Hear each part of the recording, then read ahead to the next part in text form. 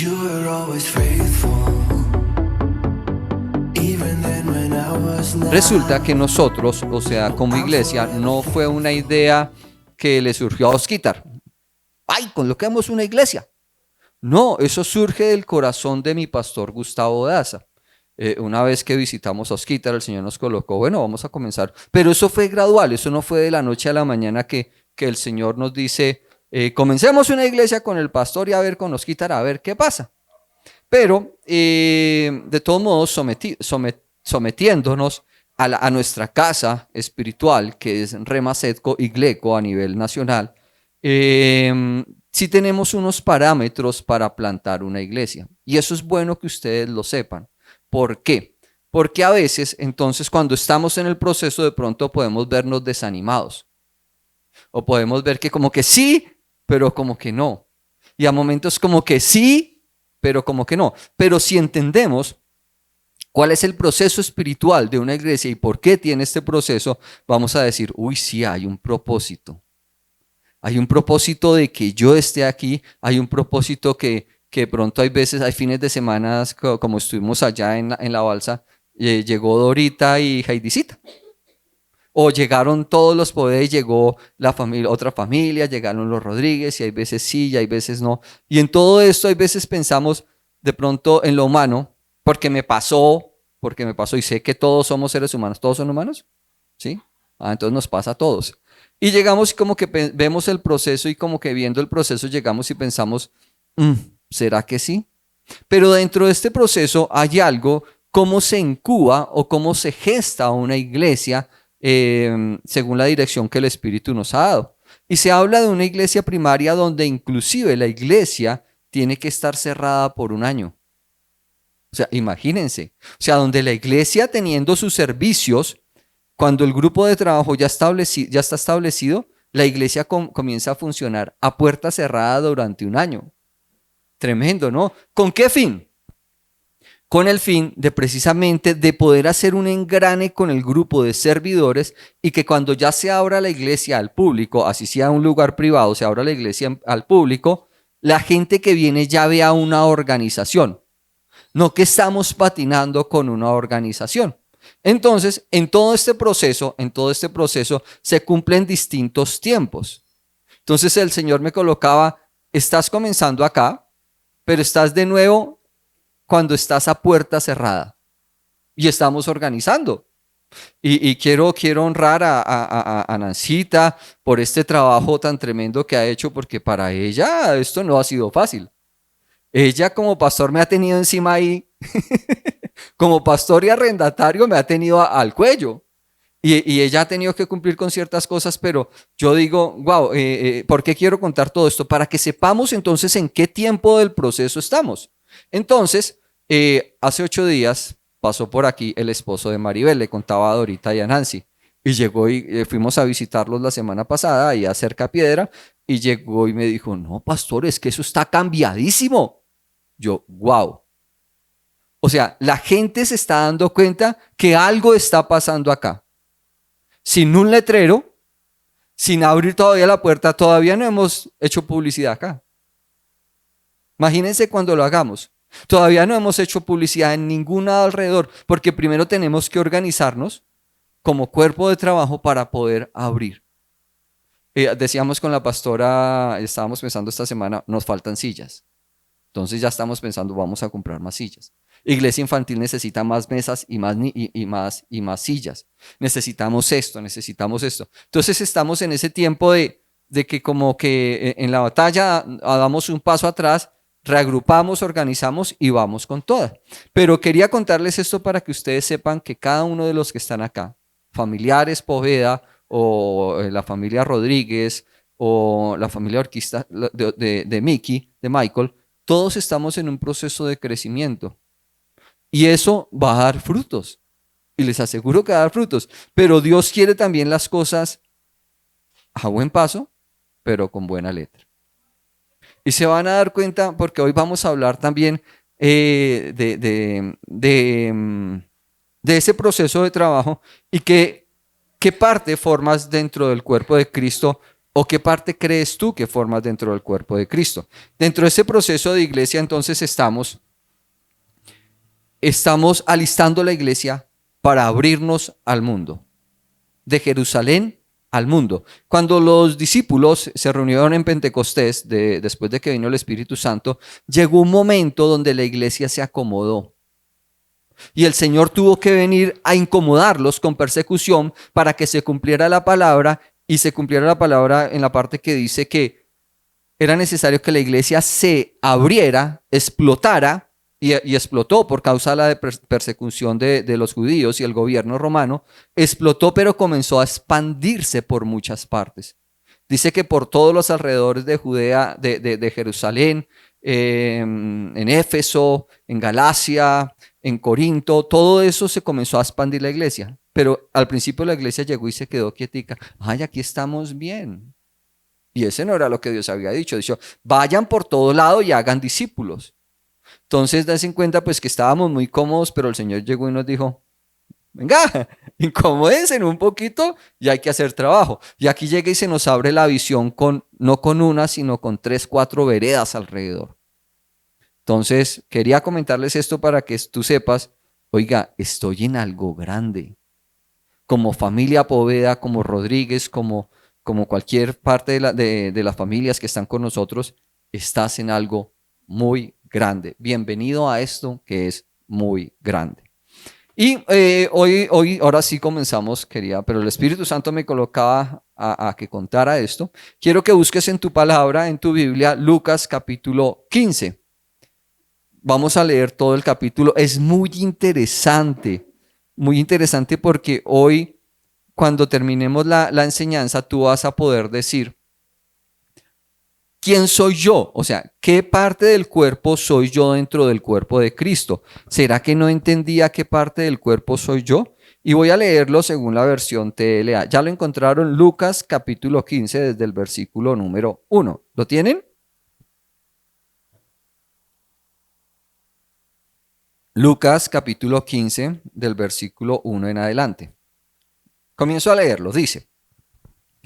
Mientras Jesús enseñaba, se le acercaron muchos de los que cobraban impuestos para el gobierno de Roma y también otras personas a quienes los fariseos consideraban gente de mala fama.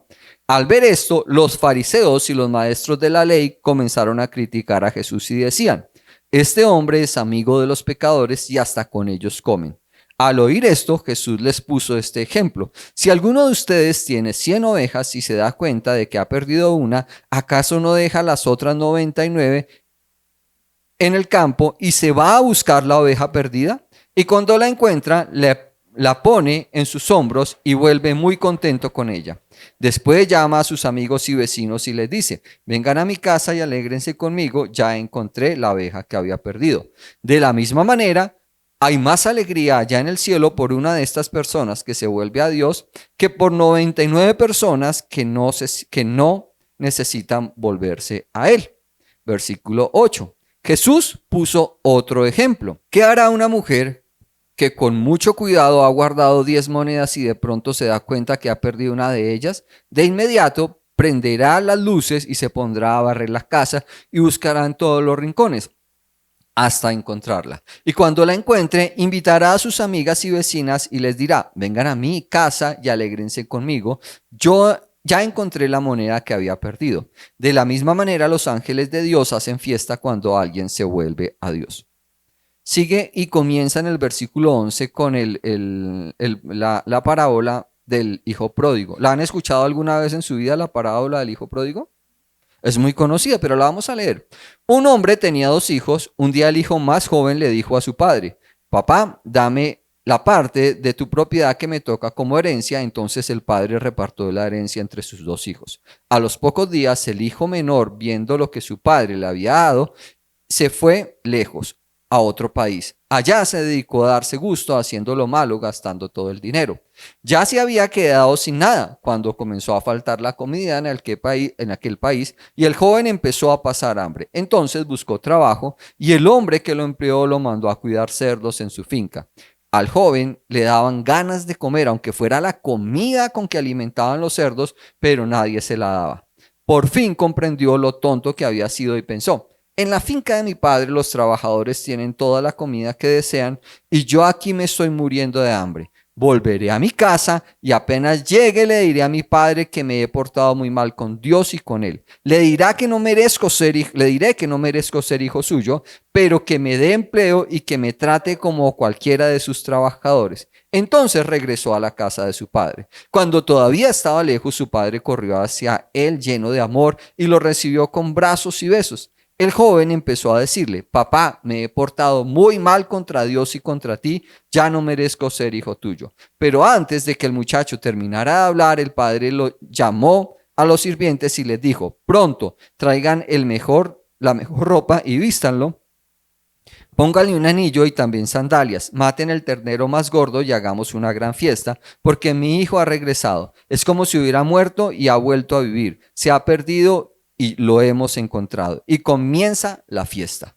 Mientras tanto, el hijo mayor, que estaba trabajando en el campo, cuando regresó, se acercó a la casa y oyó la música y el baile. Llamó a uno de los sirvientes y le preguntó: ¿qué pasa? El sirviente le dijo: es que tu hermano ha vuelto sano y salvo y tu papá mandó matar el ternero más gordo para hacer una fiesta. Entonces el hermano se enojó mucho y no quiso entrar. Su padre todavía salió a rogarle que entrara, pero él, muy enojado, le dijo: he trabajado por ti desde hace muchos años y nunca te he desobedecido, pero a mí jamás me has dado ni siquiera un cabrito para que haga una fiesta con mis amigos. Y ahora que vuelvo, ese hijo tuyo, después de malgastar todo tu dinero con prostitutas, matas al ternero más gordo. El padre le contestó: pero hijo, tú siempre estás conmigo y todo lo que tengo es tuyo. ¿Cómo hoy no iba a hacer una fiesta y alegrarnos por el regreso de tu hermano? Es como si hubiera muerto, pero ha vuelto a vivir. Como si se hubiera perdido, pero lo hemos encontrado. Tremendo. Y aquí con estas parábolas comenzamos a hacer comparaciones inclusive con nuestra propia vida. ¿Alguna vez hemos pasado por esto? Pero es interesante ver cómo las dos primeras parábolas son distintas a la última parábola. Y aquí surge algo interesante. Del capítulo, en las dos primeras parábolas, donde está lo de la mujer que pierde su moneda, que dice, termina diciendo el Señor Jesús: hay gran alegría por los ángeles cuando alguien se convierte al Señor, cuando alguien que necesita al Señor lo encuentra. Y la primera parte llega y dice, el Señor Jesucristo, en el primer ejemplo dice, habla de las 100 ovejas y que el pastor va y busca las 100 ovejas. Entonces, estos dos primeros ejemplos, la gente lo compara con el servicio o con el fin de un pastor, y no es así. Ahí hace referencia clara a que estas personas son personas que no están dentro del reino, no son hijos de Dios. Esas ovejas perdidas son todo ser humano que no tiene como Salvador al Señor Jesucristo. Todas las personas. O sea, la labor como pastor no es ir a buscar a los integrantes de la iglesia que no han vuelto, aunque lo hacemos. La labor del pastor es ir a buscar esas ovejas que Dios quiere que no se pierdan y que están sin el Señor Jesucristo.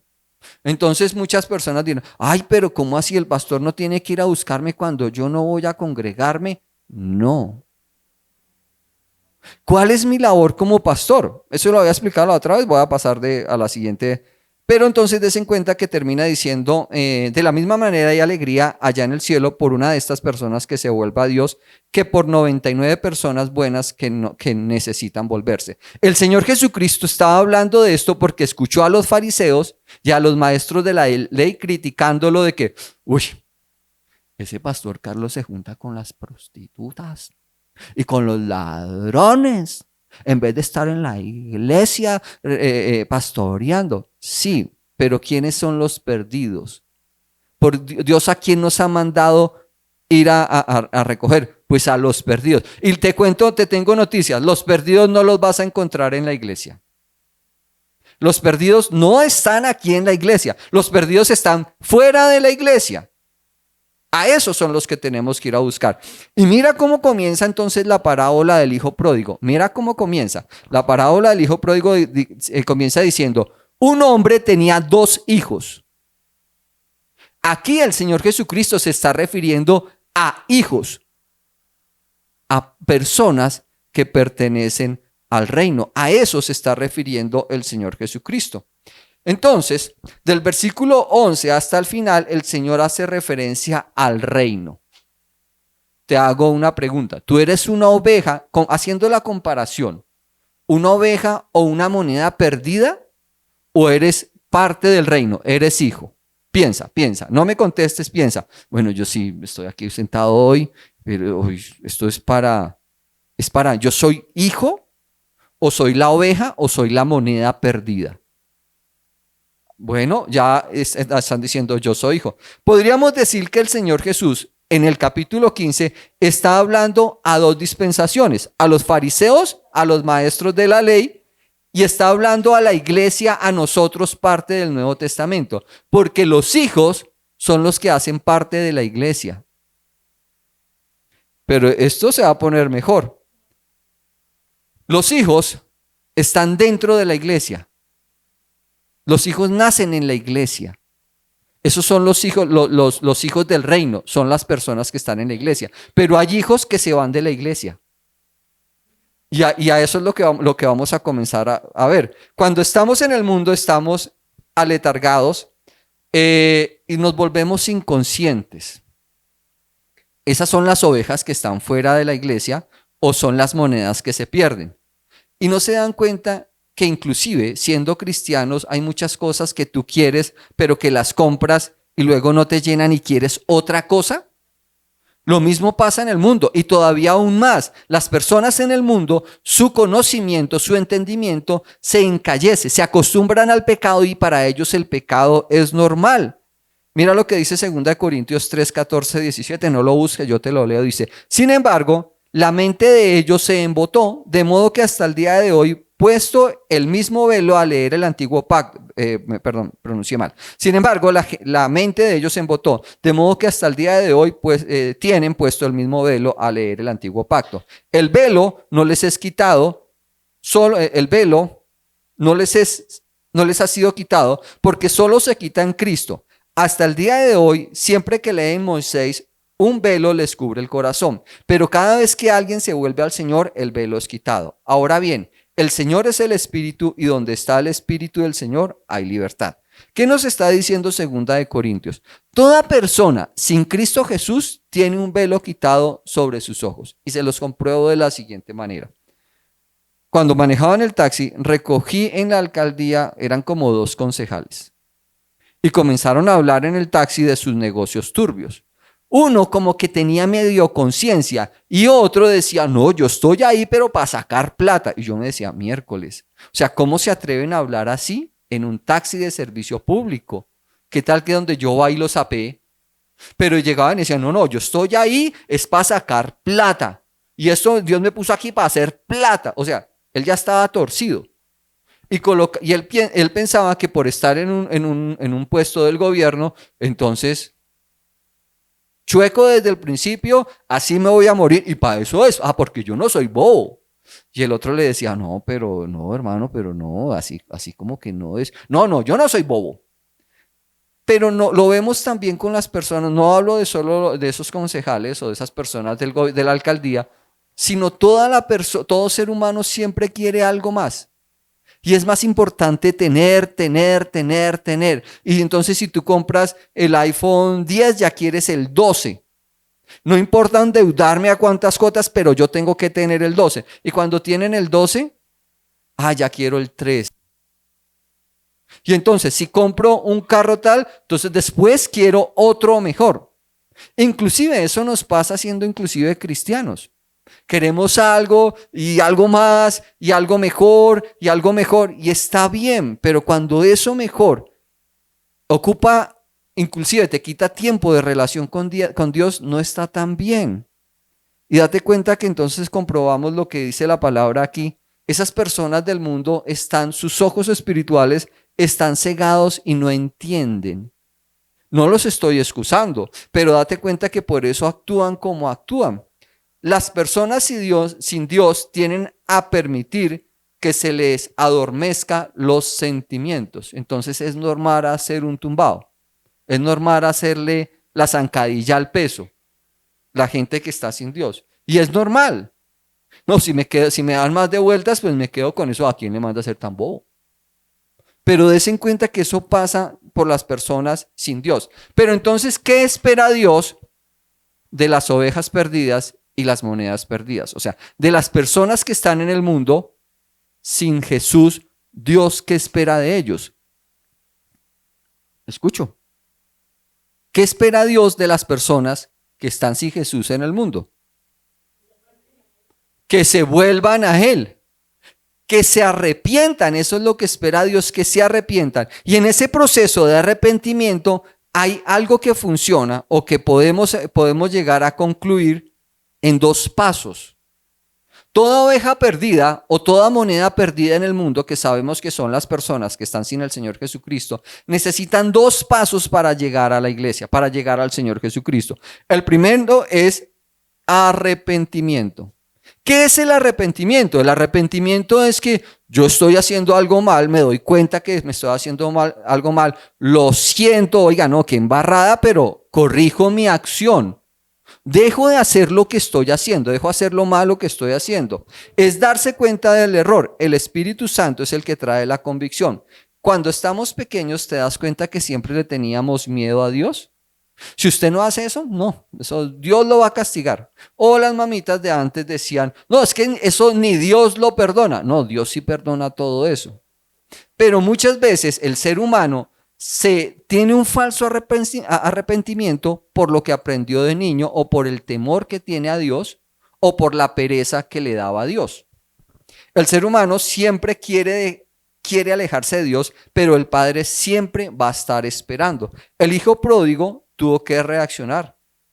Oiga, la embarré. Y tuvo que volver a la casa del Padre. Cristo murió por todo ser humano, por eso todo ser humano puede volverse a Dios. El cuento que es que no, Dios no perdona eso, no, Dios no perdona, Dios sí perdona todo. Lo único que no perdona es la ofensa contra el Espíritu Santo. En esta parábola, en la parábola del hijo pródigo, se manifiesta el amor de Dios por ¿quién? Por todos los hombres. Pero date cuenta que hay especial manifestación de amor por el hombre que está dentro de la iglesia. Dios nos ama a todos por igual. Pero date cuenta que la parábola del hijo pródigo está hablando sobre ese hijo que se fue. En lo humano, ¿qué es más fácil? ¿Perdonar a un hijo o a alguien que no es hijo? Literal, ¿sí o no? Es más fácil, tú perdonas a un hijo. Pero perdona a alguien que te haya hecho mal fuera de esto. Yo lo perdono, pero yo no olvido. El segundo, no, ni perdón. Bueno, entonces lo primero que tiene que hacer el hombre para acercarse a Dios es primero arrepentirse. Pero lo segundo que tiene que entender el hombre con el proceso que se muestra en el hijo pródigo es que Dios tiene un plan. Repite conmigo, Dios tiene un plan. O sea, cuando el hombre acepta al Señor Jesucristo y se arrepiente y cambia sus actos, lo segundo que tiene que hacer es que Dios tiene un plan. Pero siempre somos más inteligentes y decimos, no, es que yo ya tengo un plan. Y mi plan, yo voy a ir al Señor Jesucristo. Entonces yo recibo al Señor Jesucristo si nazca de nuevo, pero entonces yo voy a la iglesia cuando yo pueda y cuando yo quiera porque yo soy más sabio que Dios. Entonces yo tengo mi plan. No. Como el pastor dice, no, así yo tengo mi manera porque yo tengo mi plan. Y miren lo vamos a comprobar con la palabra. El hombre hace un plan para acercarse a Dios. El ser humano siempre quiere tener la razón, ¿o no? Estoy muy cansada. No, ya estuvo bien. Yo oré en mi casa entre semana y así está bien. Y Dios dice, no, es que ese no es el plan. El ser humano siempre quiere tener la razón. El hijo tenía el plan de acercarse como jornalero, pero Dios siempre tiene un plan mejor. Él desde que estuvo pasando hambre, necesidades, llegó y dijo, no, ya tengo un plan. Le voy a decir a mi papá que me contrate y ya con eso estoy re bien. El plan de Dios era mejor. El plan de Dios le dijo, no, usted no es jornalero, usted es hijo. Así usted tenga su plan, mi plan es superior a su plan. La pregunta sería entonces, ¿tienes tu plan? ¿O quieres someterte al plan de Dios? El hombre en su error piensa en ser jornalero cuando es hijo. El hijo, él tiene el derecho de vivir como hijo. Pero la ausencia, cuando nos retiramos de la iglesia, el diablo lo primero que mete es en la cabeza de la persona que se retira de la iglesia: no, tu plan está bien, vive como tal. Y Dios te está diciendo aquí en la iglesia: vive como hijo. Esta palabra nos habla del cristiano que se aleja, y se aleja porque es rebelde. No nos habla de ovejas extraviadas. ¿Se acuerda que hacíamos la comparación? Las dos primeras parábolas nos hablan de ovejas que no son del rebaño. La parábola del hijo pródigo nos habla de familia, de reino. Y las personas que se van de la iglesia, y dice que se van porque son rebeldes y no son ovejas extraviadas. El hermano mayor es cristiano, es ese cristiano celoso por el otro que llegó a la iglesia. Tremendo, y eso lo vemos cuando llegan hermanos y de pronto surgen o se levantan en un don más rápido que los que están con el tiempo. Siempre va a surgir el envidioso. Ah, claro, es que el pastor lo prefiere a él, o cosas así por el estilo. Pero, y créanme que eso pasa. El hermano mayor es el cristiano celoso porque otro llegó a la iglesia. Si el hermano mayor también podía matar del becerro y comer becerro cuando él quisiera. ¿Por qué no lo hizo? Es porque no ha querido creer en las promesas de todo lo que Dios tiene para él. O sea, si tú eres el hermano, date cuenta que yo te dije, con esta enseñanza de hoy tú vas a aprender a saber quién eres. O soy una oveja extraviada, o una moneda extraviada, o soy el hijo que me fui de la casa, o soy el hijo que está en la casa, pero todavía no me he podido comer el becerro gordo. ¿Quién eres? Tremendo, ¿no? Pero entonces, el hijo no ha comido el becerro gordo porque no ha querido, porque no cree en las promesas. Debemos coger las promesas y gozarnos en la bendición. Escucha bien, cada vez que aquí lanzamos una promesa de la palabra, no lanzamos, sino hablamos una promesa a través de la palabra, tú lo que debes hacer es coger esa promesa, apropiarte de esa promesa, creértelo y vete a comerte el becerro gordo. Pero si no sabes que tienes derecho a eso como hijo, porque des en cuenta que el hijo que se quedó en la casa, trabajaba como buen obrero, trabajaba harto. ¿Y por qué nunca hizo fiesta con sus amigos? Porque no sabía. Si llegan personas nuevas, tenemos que alegrarnos. Papá dice, todo lo que tengo es de ustedes. Y ustedes quejándose. Tremendo. ¿Quiénes somos? ¿Somos ovejas extraviadas? ¿Somos monedas perdidas? ¿O somos hijos que están en la casa? Pero dentro de la casa del reino estamos como el hijo que se quedó sin saber a derechos que tenía, o somos el hijo que se fue y volvió, o somos hijos que de pronto todavía estamos fuera. El arrepentimiento y la fe son cosas que hemos recibido de Dios. No, eso no es la fe, no es algo tuyo. El arrepentimiento ni siquiera es tuyo. El arrepentimiento que Dios nos da para acercarnos a Jesús, lo da el mismo Dios a través del Espíritu Santo. O sea, ¿de qué tenemos que jactarnos ante Dios si ni siquiera la fe es de nosotros? Tenemos fe gracias a Jesús, o sea, que la fe se la debemos a Jesús. El arrepentimiento se lo debemos al Espíritu Santo. Nada de lo que nosotros por lo que vengamos a la iglesia es de nosotros, es de Dios. Pero todo eso nos da acceso a las cosas que podemos tener en la casa de nuestro papá. La pregunta es entonces, ¿sabes a qué tienes derecho? ¿O hasta ahora estás llegando a la casa del papá y estás diciendo, uy, no, sí, yo me estoy perdiendo todo esto porque no sabía o no entendía? Pero entonces, miren, quiero leer esta parte desde el versículo 27. desde el 25 dice, mientras tanto el hijo mayor estaba trabajando en el campo. Cuando regresó se acercó a la casa y oyó la música y el baile. Llamó a uno de sus sirvientes y le preguntó qué pasa. El sirviente le dijo, es que tu hermano ha vuelto sano y salvo y tu papá mandó matar el ternero más gordo para hacer una fiesta. Entonces el hermano mayor se enojó mucho y no quiso entrar. Su padre tuvo que salir a rogarle que entrara. Pero él, muy enojado, le dijo, ojo a esto. He trabajado para ti desde hace muchos años y nunca te he desobedecido. Pero a mí jamás me has dado ni siquiera un cabrito para que haga una fiesta con mis amigos.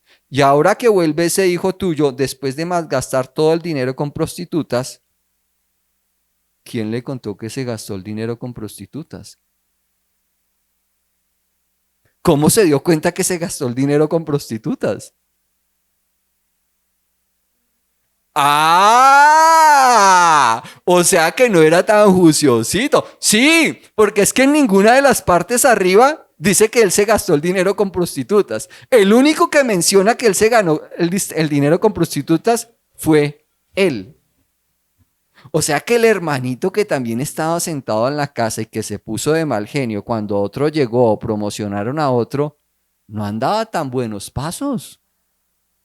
Ah, Dorita dice, estaba en las mismas. O sea que el que estaba en las mismas, de pronto a lo mejor, era una oveja perdida o una moneda perdida, inclusive estando dentro de la iglesia. En ese caso, ¿qué se hace? En ese caso, ¿qué se hace? La iglesia nunca va a sacar a nadie. Al contrario, porque si esa persona, como dice Dorita, no, pues él estaba allá era porque ahí sí el que las usa se las imagina. ¿Qué hacemos nosotros como iglesia? Recibirlo con el mismo amor del Señor. Porque Dorita dice algo importantísimo, dice que conozca más de Dios para que cambie. Y date cuenta que eso se comprueba en que el hombre se la pasaba era ahí en esa pelea interior porque llegó el hermano nuevo. ¿Y cómo es que el pastor le celebra más al nuevo que yo que llevo años sirviéndole al pastor, a la iglesia y a mí nada? ¿Por qué ponen a predicar a otro y a mí no? ¿Pero por qué? Pero entonces date cuenta que dice, y ahora que vuelve ese hijo tuyo después de malgastar todo tu dinero con prostitutas, matas para él el ternero gordo. El padre le contesta, pero hijo, tú siempre estás conmigo y todo lo que tengo es tuyo. Mira, la envidia va a bloquear el entendimiento de lo que Dios tiene para ti. No te preocupes si Dios bendice más a otro. No te preocupes si el pastor, guiado por el Espíritu Santo, promueve a otro. Tú preocúpate por entender cada día más que lo que tiene el Padre es tuyo también. Y esto es para que nadie, escuchen bien, piense en que entonces porque hago más o estudio más la palabra o oro más soy superior a otro. La salvación viene por gracia para que nadie se jacte. Entonces,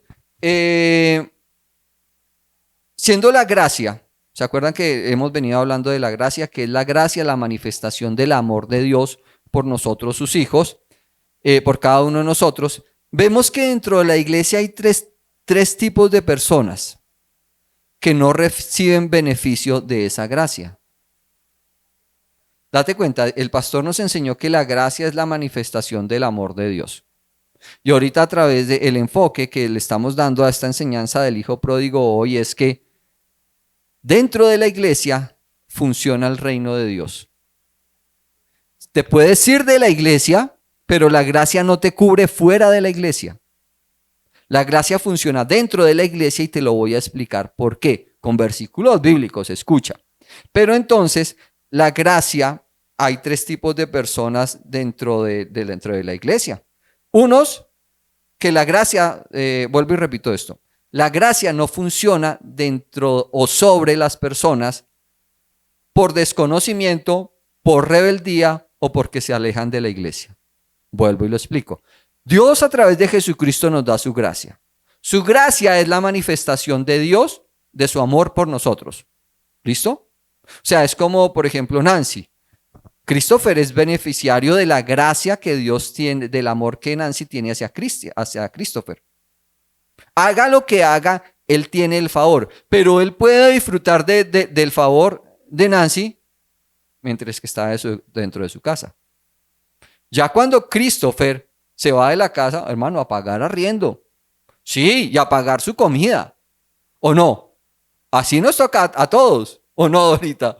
Sí, o sea, ya cada uno le toca hacer su mercadito. Sigue disfrutando del amor de Dios, pero cuando estamos dentro de la casa, dentro de la iglesia, es que podemos acceder a esa gracia en distinto tipo de manifestación.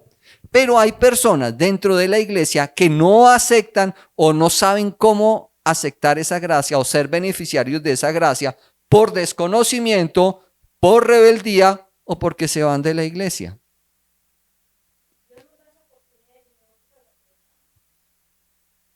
¿Sí? ¿Sí? No. ¿Cuántas veces da la oportunidad el Señor Jesucristo? Mira, aquí hay algo importante que la Biblia nos dice, porque ya Cristo está pensando, venga, ¿cuántas veces se la hago a mi mamá y mi mamá me tiene que perdonar? Dios, la palabra dice que Dios es el Dios de las 1000 oportunidades. O sea, hasta que las personas sean llamadas a la presencia de Dios, hasta ese día vas a tener la oportunidad. Pero entonces date cuenta que si esas personas van y vuelven, nosotros como iglesia no podemos decirles, no vengas. Cuando una persona se va de la iglesia y vuelve, lo que decimos es, ¡qué rico que hayas vuelto! Ven y matemos el cordero gordo y hagamos fiesta. Tremendo, ¿no? Pero entonces, entendimos lo que es la gracia y entendimos por qué hay personas que no pueden acceder a la gracia. ¿Listo? ¿Y por qué la gracia funciona dentro de la iglesia? Escucha bien esto. ¿Por qué la gracia funciona a través de la iglesia? La palabra dice que solo a través del Señor Jesucristo hay salvación. Y el fin del Señor Jesucristo en la tierra era establecer la iglesia. Y el fin de que Dios te bendiga a través de la gracia es que tú bendigas a los demás dentro de la iglesia y que crezcas en un servicio dentro de la iglesia. Y a través de la gracia recibimos 5 cosas. Voy a hacer un resumen rápido para llegar a estas 5 cosas, pero entonces el hijo pródigo tuvo que tener un proceso. El primero era arrepentimiento y el segundo era acoplarse a los planes de Dios, darse cuenta que sus planes, aunque eran buenos, los de Dios eran mejores. Arrepentirse, decíamos que entonces era darme cuenta de lo que estoy haciendo mal, pero cambiar mi actitud, corregir mi actuar para cambiar mi vida. Y que tengo que someterme a los planes de Dios, aunque mis planes sean muy sabios o muy buenos, tengo que someterme a los planes de Dios, porque en mis planes de pronto yo pienso ser todavía jornalero y Dios me dice, no, ¿cuál jornalero? Usted es hijo. Así la haya embarrado, usted es hijo. Y puede matar y comer del cordero gordo, del que está más gordito, palazado. Pero entonces vemos que la gracia funciona dentro de la iglesia. Claro, con la gracia, yo puedo recibir beneficio fuera de la iglesia. Porque con la gracia yo soy provisto fuera. Con la gracia yo soy fortalecido fuera. Pero la gracia se da dentro de la iglesia. La gracia, su primer función es trabajar dentro de la iglesia. ¿Tengo un beneficio afuera? Sí. Pero tengo provisión de la gracia dentro de la iglesia y se los voy a explicar por qué y ya vamos a acabar. A través de la gracia yo tengo salvación, tengo santificación, tengo fortaleza, la gracia me comparte de Dios y la gracia me habilita para que yo sirva. Entonces, lo primero que me da la gracia es salvación. Repite, salvación. Lo segundo que me da la gracia es santidad. Lo tercero que me da la gracia es que me fortalece. Lo cuarto que me da la gracia es que me comparte de Dios. Y lo último, la gracia me habilita para que sirva. La gracia me habilita para que sirva. Entonces, miremos el primero. La gracia salva. O sea, me salva, nos salva. Es el poder y la habilidad de Dios para justificarme, perdonar mis pecados y hacerme criatura nueva en Cristo Jesús. Cuando yo me acerco a Cristo Jesús, cuando recibo al Señor Jesús como Señor y Salvador, lo primero que recibo es salvación, porque Dios perdona mis pecados. Así de sencillo. Esto lo podemos ver en Efesios 2, 8, 9, dice, porque por gracia ustedes han sido salvados mediante la fe. Esto no procede de ustedes, sino que es el regalo de Dios, y no por obras para que nadie se jacte. La gracia que nos salva nos impide que nos perdamos. Si te das cuenta, si una persona no entiende eso, que ya es salvo por fe, ¿va a querer seguir subiendo a la valvanera 10,000 veces para recibir un favor de Dios?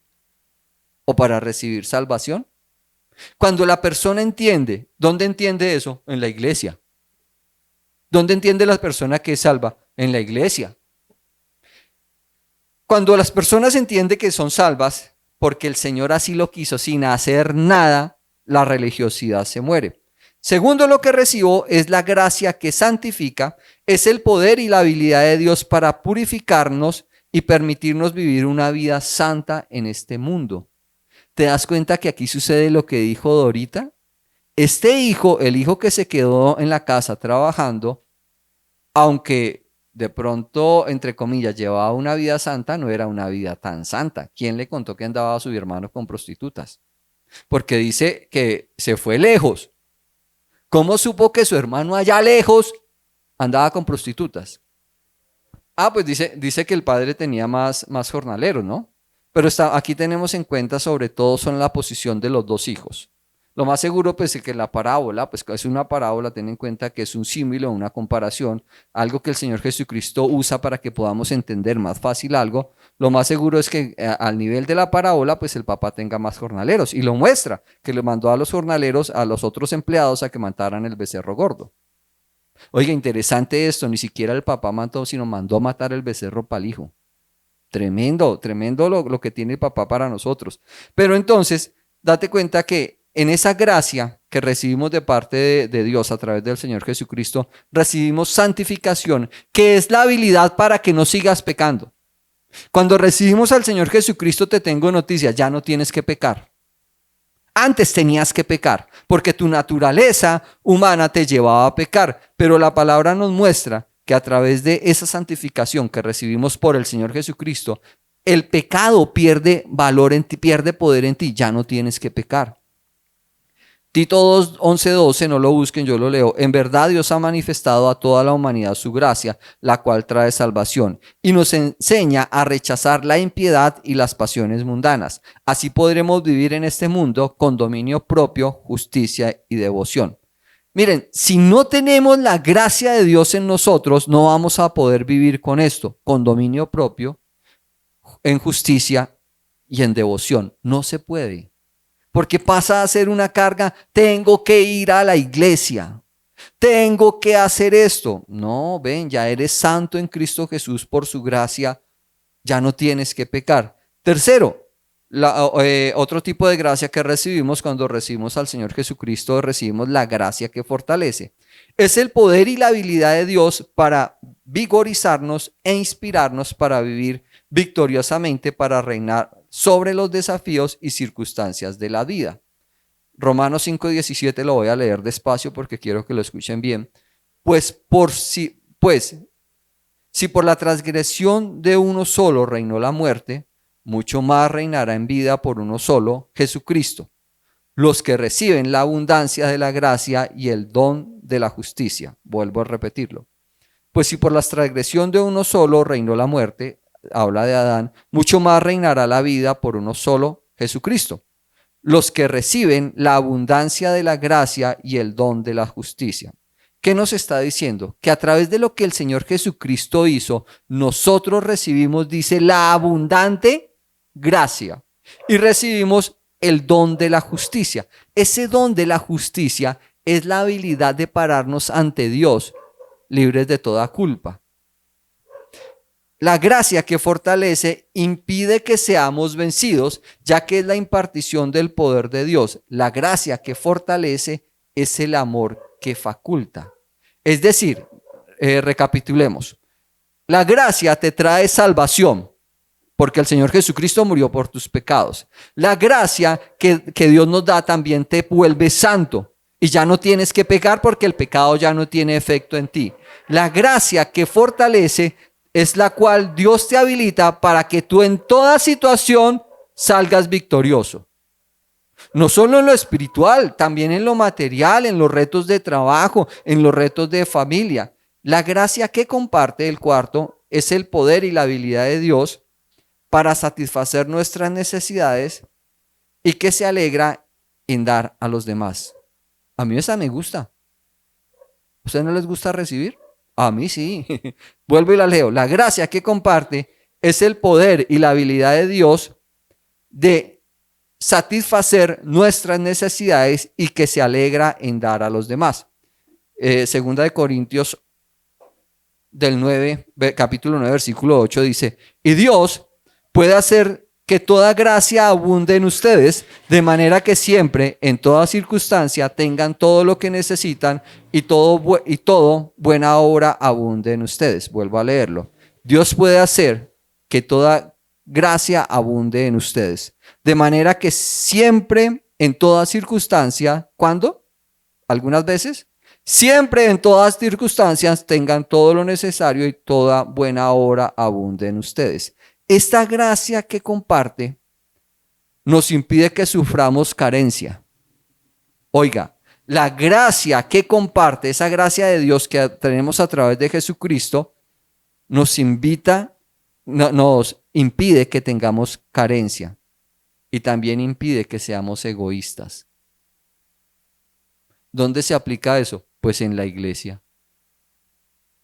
La gracia que comparte es la impartición de la generosidad de Dios, es la manifestación del amor que provee. Y el último es la gracia que sirve.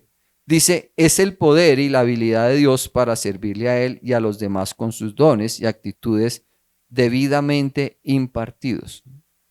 Y aquí es donde concluimos que esa gracia que sirve, ¿dónde se aplica primeramente? Pues en la iglesia. ¿Por qué? Porque es el fluir de Dios a través de los dones de cada uno de ustedes. Yo le decía a Dorita, hoy estaban pues, Dorita, María, Heidi, Minancita, aseando la iglesia, pues recogiendo todo el polvo que se hizo por lo que se está haciendo. Y yo le decía a Dorita, hoy vamos a hablar de eso porque ustedes están cumpliendo eso. Ese don de servicio de ustedes de venir y ayudarnos, inclusive en la labor física, en la labor logística. ¿Quién puso eso en el corazón de ustedes? Dios. Dios. Y eso se llama un don de servicio. ¿Dónde lo aplican? Primeramente aquí. Y después de que nace de aquí, date cuenta que ya es más fácil ir a servir a otros fuera. Primera de Pedro 4:10. Cada uno ponga al servicio de los demás el don que ha recibido, administrando bien la gracia de Dios en sus diversas formas. Vuelvo a leerlo. Cada uno ponga al servicio de los demás el don que haya recibido, administrando bien la gracia de Dios en sus diversas formas. Eso es Primera de Pedro capítulo 4:10. La gracia que sirve nos impide que seamos improductivos. Es la importancia de la actitud de Dios. La gracia que sirve es el amor que nos ayuda. Aunque nosotros como hijos de Dios y como cristianos estamos llamados también a servir y llamar a los incrédulos. Cuando vayamos por los incrédulos, ¿a dónde los vamos a llevar? Y entonces, ¿dónde va a fluir el don? Date cuenta que cada persona, cada uno de ustedes ha tenido alguna oportunidad de hablar de Dios a un familiar o a un amigo. Cuando ustedes van y hablan a una persona, están utilizando la gracia de Dios para servirle a esa persona y está creciendo en ustedes el don de Dios por ir a hablarle a esa persona.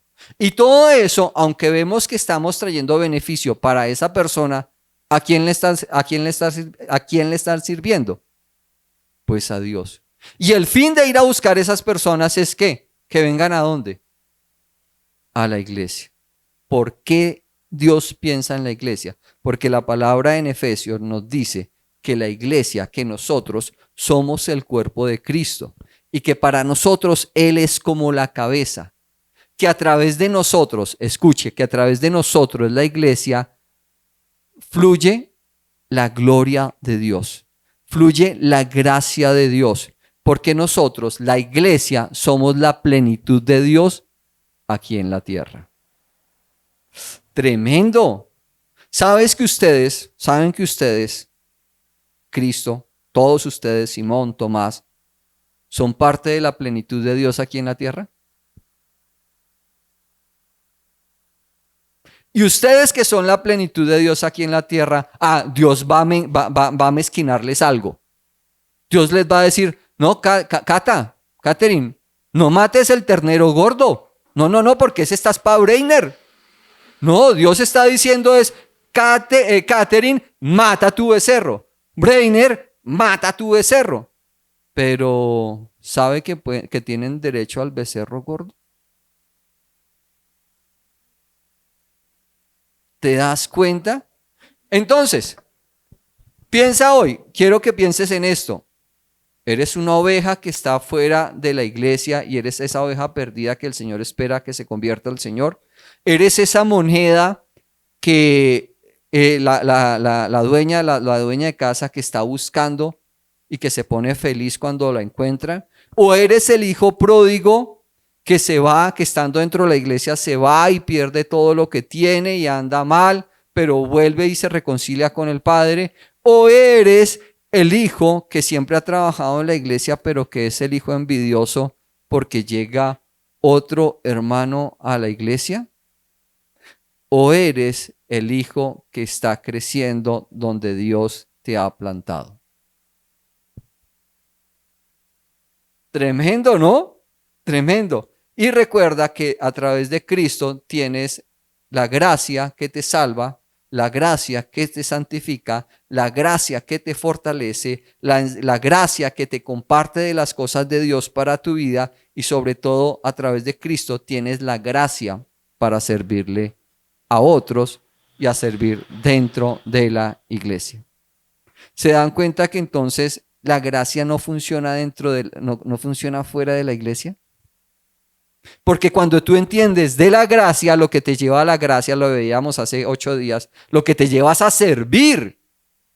La gracia, entender la gracia te lleva a servir, te habilita para poder extender la mano y coger esas promesas y llevarlas a tu vida y hacerlas una realidad. Eso te da la gracia. Pero si no la entiendes, coloquémonos de pie. Padre, yo te quiero dar gracias, santo y poderoso Dios, porque nosotros no somos los calificados, Padre amado, por más estudio que tengamos, Padre Santo, por más entendimiento que tengamos, santo y poderoso Dios, en lo humano, en la filosofía, Padre amado, en creencias.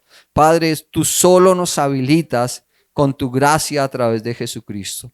Así que, Padre, yo te doy gracias en el nombre de Jesús, porque tu gracia a través de Jesucristo abunda en nosotros. Padre, declaro que tu gracia y tu paz abunda en nosotros. Declaro que tu gracia y tu paz nos está trayendo crecimiento, nos está habilitando para servir, nos está habilitando para compartir, nos está habilitando para fortalecernos ante cualquier situación y sobre todo te doy gracias, Padre, porque tu gracia nos ha salvado, Padre. Ya no vamos al infierno, Dios, vamos, Padre amado, ahí al lado de nuestro Señor Jesucristo. Ya estamos sentados, tu palabra dice que ya estamos sentados junto con Él ahí al lado del Señor Jesucristo, al lado de tu trono. Yo te doy gracias, Padre amado, y te pido, Santo y poderoso Dios, que a través de tu gracia, como dice la primera carta de Tesalonicenses, a través de tu gracia, cada don, Padre amado, cada llamado de cada persona que viene aquí, de los que estamos aquí, Padre amado, tu Espíritu Santo incremente en nosotros esos dones para, de acuerdo al llamado, poder crecer, Santo y poderoso Dios. Te doy gracias, Santo y poderoso Dios, porque declaro en el nombre de Jesucristo que esta palabra, Santo Dios, ha sido sembrada en buena tierra, Padre amado. Que cada uno de los que estamos escuchando aquí somos buena tierra, Padre. Te doy gracias por lo que se está enseñando también en Iglesia Infantil hoy, porque hoy se está hablando de salvación, Padre amado. Se está hablando también de la gracia que viene a través de la salvación también para los niños, Dios. Yo te doy gracias, Dios. Gracias por las personas que vienen, Santo y poderoso Dios, basado en nuestro testimonio. Gracias por las personas que vienen, Padre amado, porque tu Espíritu Santo las está inquietando y está trayendo sobre ella conciencia de justicia, de juicio y de pecado. Te doy gracias, Padre amado, por este espacio que nos has abierto con la familia Poveda, Santo y poderoso Dios. Te doy gracias por las personas que escuchan ahí a través de los Rodríguez, Padre amado. Te doy gracias, Padre Santo, por la vida de Michael y de Audrey. Te doy gracias, Padre amado, por todas las personas que en algún momento han venido. Gracias, Santo y poderoso Dios. Gracias por lo que estás haciendo, pero sobre todo gracias por lo que vas a hacer en esta tu iglesia, Tierra Fértil. Amén. when I was not